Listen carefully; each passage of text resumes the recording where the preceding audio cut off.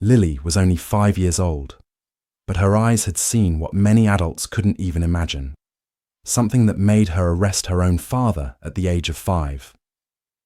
She lived in a big house with her mother and father. Her mother, Mrs. Ada, was 8 months pregnant and always looked tired. Her father, Mr. Jude, used to be kind, but ever since her mother's business collapsed, everything changed. He stopped loving her mother and brought another woman, a young and proud mistress, into the house. This woman treated Lily's mother like a maid. Every day, little Lily watched her mother clean, cook, and cry. Her mother hardly smiled anymore. Her eyes looked like dark clouds full of rain. Lily didn't fully understand what was going on, but she could feel the pain in the house. It floated around like a bad smell. She would sometimes sit beside her mother, wipe her tears with her small hands, and whisper, "It will be okay, Mama." But deep down, Lily wished someone would help them. She wished someone would see how broken her mother had become. Her mother's face was pale, and her steps were slow. Even when she was hungry or tired, her father would shout at her to cook for the mistress. Lily hated it. One night something happened, something that made Lily arrest her very own father that gave birth to her. It was almost midnight, and the mistress was visiting as usual. Her father asked her pregnant mother to cook late at night again for his mistress. Her mother stood in the kitchen holding her swollen belly, cooking with tears falling into the pot. Lily hid behind the curtain, watching. When her mother served the food, the mistress tasted it and spat it out. "This food is salty," she shouted and kicked Lily's mother hard in the stomach. Her mother fell to the ground, crying in pain. Lily trembled, her heart beat like a drum. Quietly, she took her mother's phone and recorded everything. That night, the rain soaked Lily's tiny body as she ran down the dark, lonely street. Her feet splashed through puddles, and her nightdress clung to her skin like wet leaves. Thunder growled above her head like a hungry lion, but she didn't stop. She held the phone tightly in her hand, the recording of her mother's pain still fresh in her ears. Her little lips were trembling, but she whispered to herself, "I'm going to the police. They will help Mama."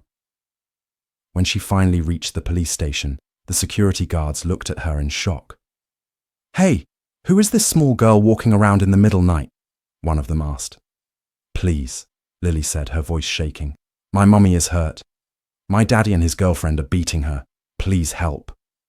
The guards burst into laughter. "This small girl wants to arrest her dad," they mocked. But Lily didn't give up. She cried and showed them the video. "My mommy is dying. Please come." The guards called a policeman who followed her home, but when they got there, her father and the mistress acted like nothing happened. They smiled and said Lily was dreaming. "Sir, it's not true. The girl is watching too much movies lately," the father said. He gave the officer some money, and the officer pocketed it and left. Lily watched as her mother cried again, lying on the floor. "Mama, I tried," Lily whispered. Her father turned to her and shouted, "You even get mine go call police for me? You this small witch." The mistress laughed, folding her arms. "If you no like this house, then leave. We no need you and your dying mama here." "Jude, throw them out," she said, snapping her fingers. Mr. Jude grabbed his wife's arm and pulled her up roughly. "Get out of my house. Both of you," he barked. "But I'm pregnant. Please, Jude, it's raining," Ada begged weakly. "Go and die in the rain. I don't care," he shouted back. Lily held her mother's hand tightly. The door slammed behind them as they were pushed out into the cold night. Rain soaked them immediately. Lily looked up at her mother, whose body was shaking. They were alone now. The rain poured harder, beating down like tiny stones from the sky. Lily and her mother stumbled through the dark street. Each step Ada took was a struggle. Her belly felt heavy, and pain stabbed through her sides like sharp needles. She could hardly breathe. "Mama, don't worry. I will find somewhere for us," Lily whispered, holding tightly to her mother's hand. They passed closed shops and quiet houses, the lights all off. No one came out to help. The world felt silent, cold, and cruel. Ada collapsed briefly on the side of the road, groaning in pain. Lily knelt beside her, trying to pull her up. "Mama, please stand up, don't leave me," she sobbed. I'm trying, my baby," Ada replied weakly. Just ahead, Lily saw an old, broken shop with a roof full of holes. It had no door, just a wooden frame. Rats scurried across the floor and water dripped everywhere. But to Lily, it looked like a palace. It was the only place that could shield them from the rain. She helped her mother in slowly. Ada lay down on a torn sack that someone had thrown away. The floor was cold. The roof leaked. The wind blew through the cracks like whispers of sorrow.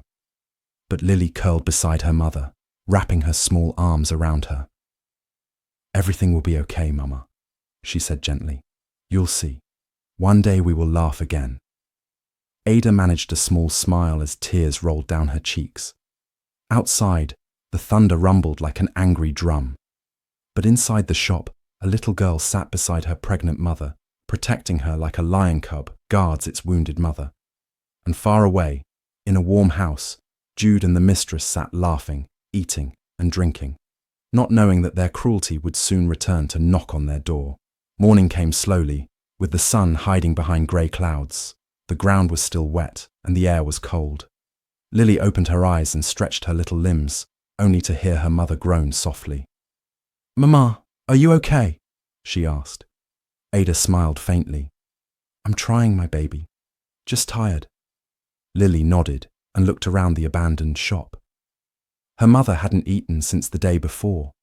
The baby in her belly hadn't moved much either. Lily could see how pale her mother's face had become. "I'll go and find food," she said. "No, Lily, don't go alone." Ada tried to stop her, but her voice was too weak. "I'll be okay," Lily whispered. "I have to help you now." She stepped out with only one goal: feed her mother and save her. Her little legs walked through muddy roads and her stomach rumbled, but her heart was strong. She remembered how her mother used to call her "my little sunshine." Now, she wanted to be that sunshine again. Along the road, she found a group of children going to school. They wore clean uniforms and carried lunchboxes. Some of them stared at her dirty clothes and barefoot legs. "See this one? She looks like she just crawled out of dustbin." A boy laughed. Lily didn't reply. She smiled sadly and kept walking. Her eyes searched for fruits on the ground. She picked some oranges that fell from a tree, cleaned them, and placed them in an old wheelbarrow nearby. With her tiny voice, she started calling out, "Sweet orange, buy sweet orange." Many people ignored her. Some laughed. Others told her to get out of their way. But she didn't stop. Every naira she got was hope for her mother.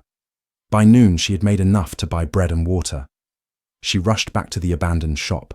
Her mother was lying still, eyes half closed.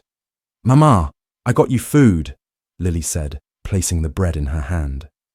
Ada opened her eyes and began to cry. "My little girl, you shouldn't be doing this." "I want to," Lily said, wiping her mother's tears. "You're my everything."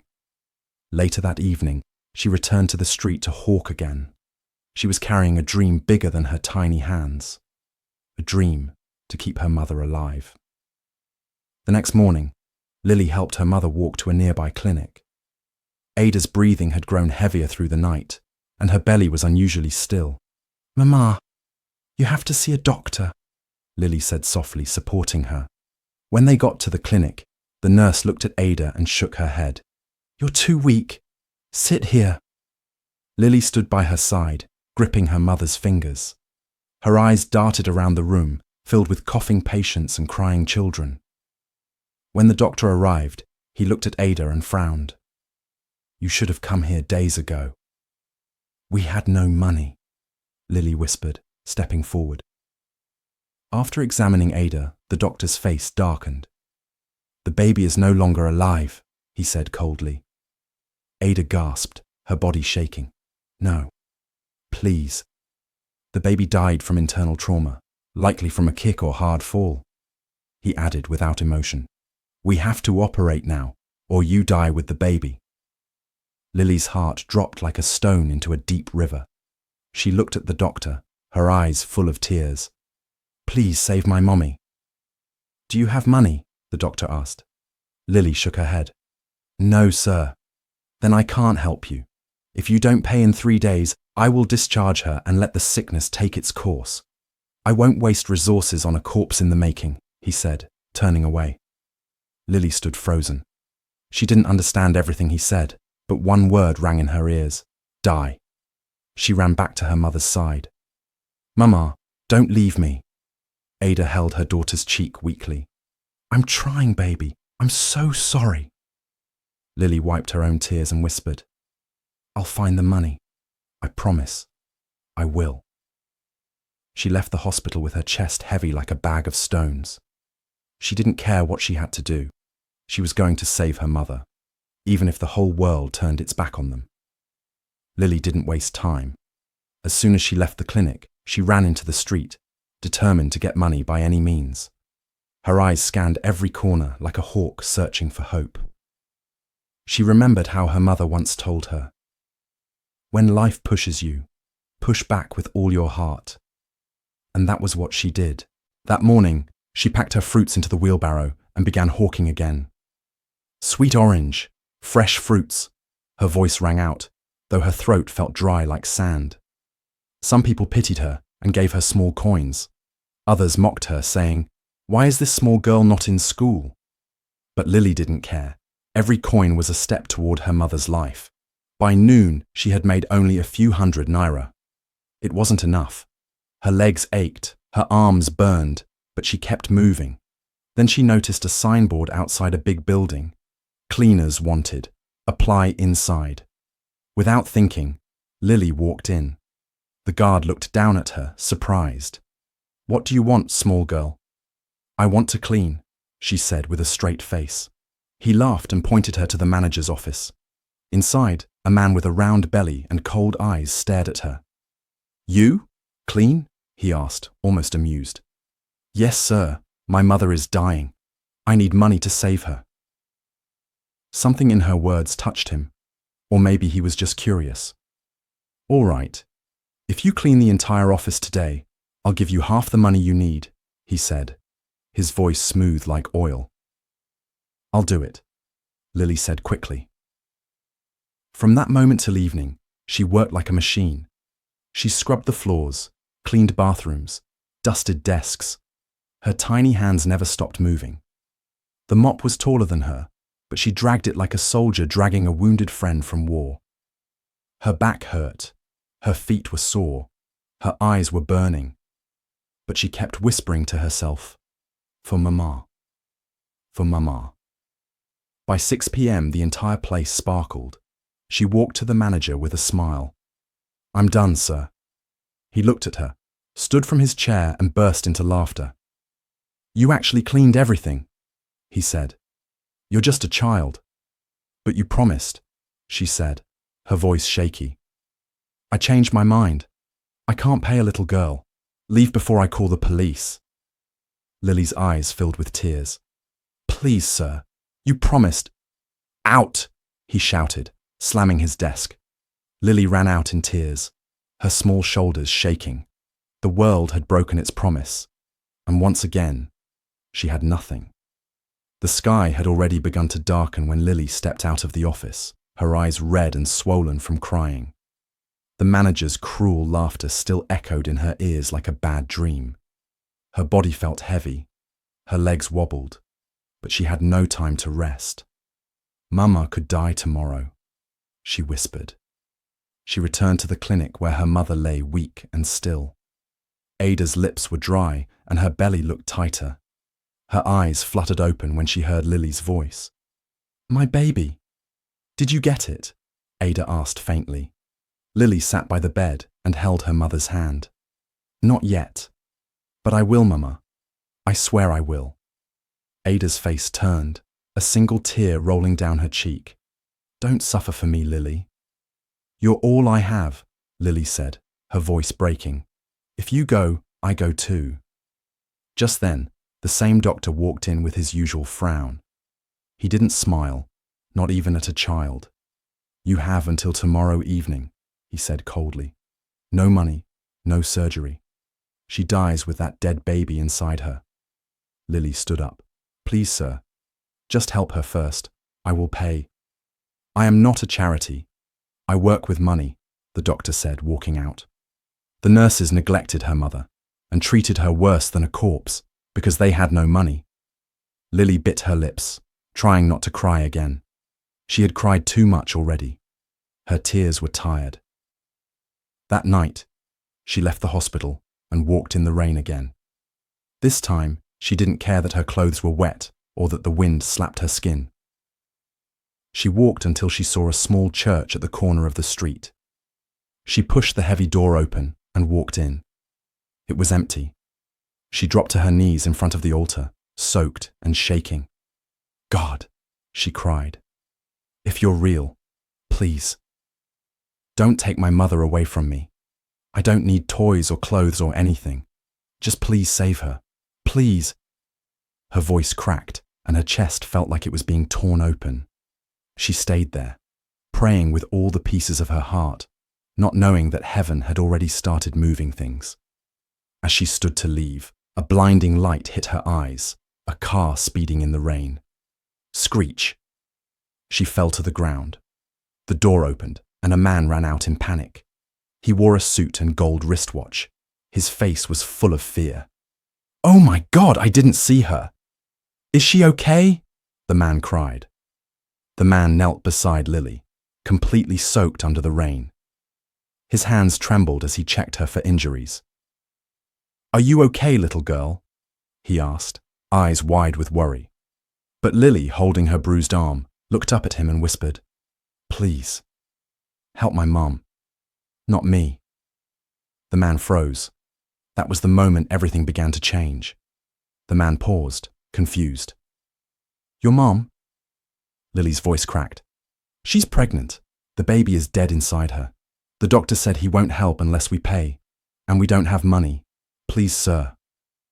Tears rolled down her cheeks as she held her tiny hands together like she was begging for bread. The man stood still for a moment. Then he whispered to himself, What kind of world is this? He picked Lily up gently and carried her to his car. Take me to the hospital. I'll help. The engine started, and the car moved through the rain like a shining hope. Inside, Lily sat quietly, clutching her arm, whispering prayers. Soon, they arrived at the hospital. Lily jumped down and ran straight inside, leading the man to her mother's ward. When the nurses saw the man, they stood straighter. Good evening, Chief Raymond, they greeted him. Lily didn't know who he was, but she noticed the fear in the doctor's eyes when he walked in. She's the one, Lily said, pointing at her mother on the bed. The doctor tried to explain. Sir, we were just… Shut up, Chief Raymond snapped. How dare you refuse a pregnant woman because of money? I didn't mean… How much is the bill? Raymond asked. The doctor stuttered and gave him the amount. Chief Raymond brought out a checkbook and wrote the full amount without blinking. Then he added more. Prepare for surgery now. If anything happens to her, you will answer to me. Yes, sir. The doctor ran off. Lily held her mother's hand tightly. You'll be okay now, Mama. As the nurses rushed to prepare the surgery, Lily sat quietly beside the man who had changed everything with one act of kindness. The surgery took 3 long hours. Lily waited outside the theatre, with Chief Raymond sitting beside her. Her hands were folded tightly, her eyes never leaving the closed door. Every minute felt like a whole day. Is Mama going to be okay? She asked in a whisper. Yes, Raymond said, placing a hand gently on her back. She's strong, just like you. Lily nodded and looked at the floor. Her mind ran in circles. She remembered her mother's cries, her father's betrayal, the cold rain, the mocking laughter, and now, this kind stranger who appeared like a miracle. Finally, the doctor came out. His face was covered in sweat. If you're just tuning into this channel for the first time, please subscribe to our channel, give this video a thumbs up. It means a lot to us. She made it, he said. Lily jumped up and hugged Raymond tightly, tears of joy running down her cheeks. Thank you, sir. Thank you so much, the doctor added quietly. But we had to remove the baby. It was already gone. Raymond nodded. Just make sure she lives. That's all that matters. Lily was allowed into the ward. Her mother lay there, looking weak but peaceful. A light smile formed on her face when she saw her daughter. My sunshine, she whispered. Mama, Lily said, holding her hand. You'll be okay now. I promise. Chief Raymond didn't stop at paying the bills. He brought new clothes for Lily and Ada, warm food, and even booked a private recovery room for Ada. The nurses now treated them with care and respect, unlike before. A few days later, when Ada was strong enough to sit, Raymond came into the room with documents. I want to take care of you and your daughter, he said. I have a big house. You'll never sleep on a cold floor again.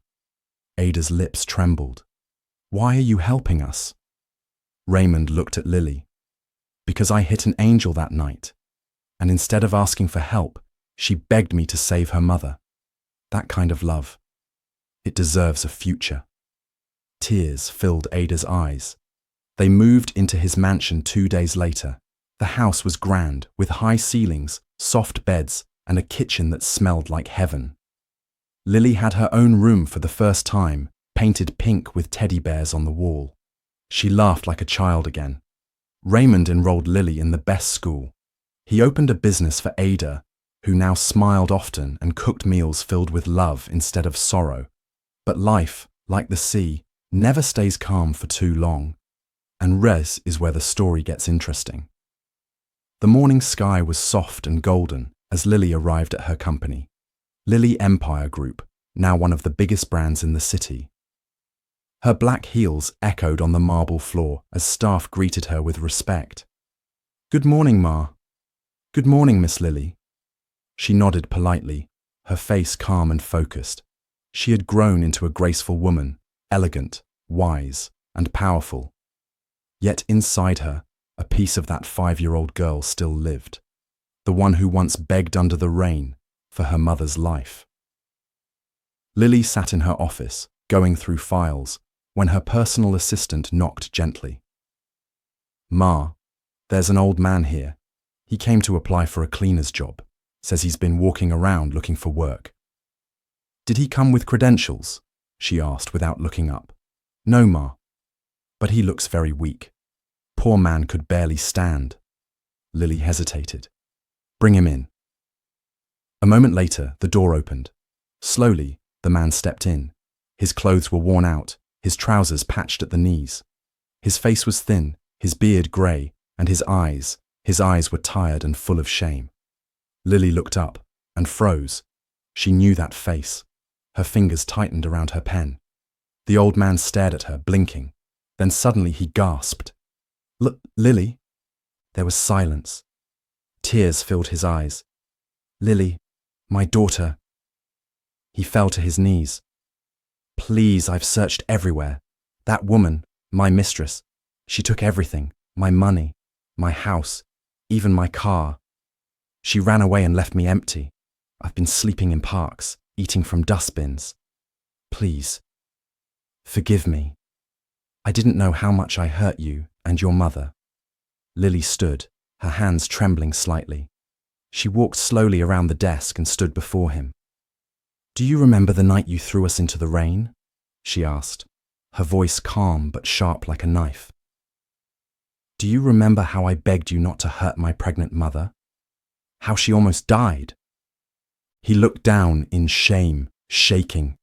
Lily's voice softened, but her eyes remained firm. You'll get the cleaner job. You'll work here.